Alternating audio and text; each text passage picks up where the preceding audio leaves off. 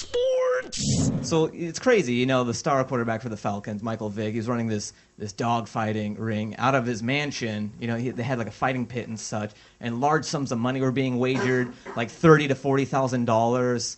And if the dogs didn't perform well, they would kill them right there on the spot, either by slamming their body on the ground until they died or dousing them with water and electrocuting them to death. And I read that Universal Pictures was trying to buy the rights to the story and replace the pit bulls with Jean-Claude Van Damme for his comeback vehicle. Are you crazy entering that tournament? You know what they do to you if you lose? My brother needs that heart transplant. And then it's just 3 hours of him doing the splits on a balcony. Steroids in baseball, in football, athletics. Let's just go athletics in general. Big topic, and people are wondering, like, how can we get past this? And so I'm thinking about it, and I'm watching the movie Mystic River. And there's a part in this movie when Sean Penn has realized that his daughter has been killed, and it literally takes a team of people to keep him back. And you can imagine if something like this happened, how much adrenaline you would have. So I'm thinking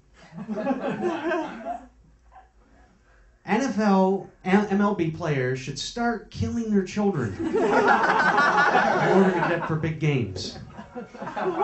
You can test for steroids, ladies and gentlemen, but you cannot test for a dead kid. I know exactly what you're thinking. They're going to build up a tolerance. We're going to be doing 2-3 kids a game.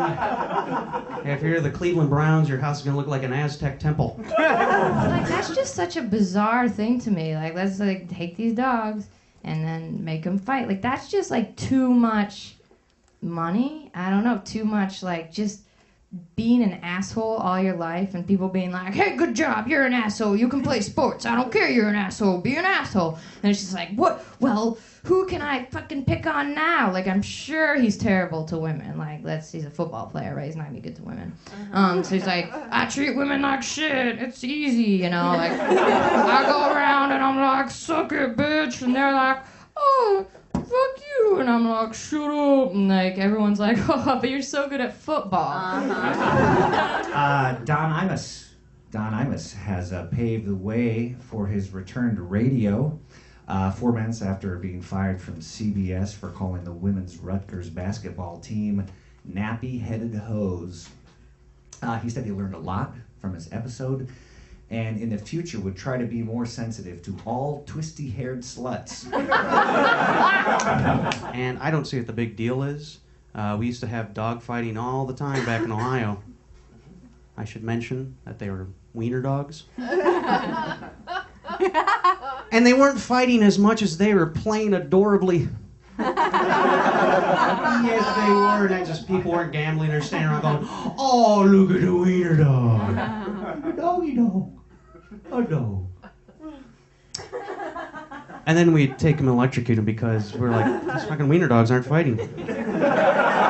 So then I just treat other people like shit. Like, I go to restaurants and I'm like, hey, this meal tastes like shit, and I throw it at the waiter and everybody's like, oh, you're good at football. And then Tim Donaghy, the NBA referee, Tim Donaghy, who was fired for betting on baseball. In addition to a lifetime ban from basketball, he could face up to 25 years in jail, where grown men don't stop what they're doing just because you're blowing a whistle.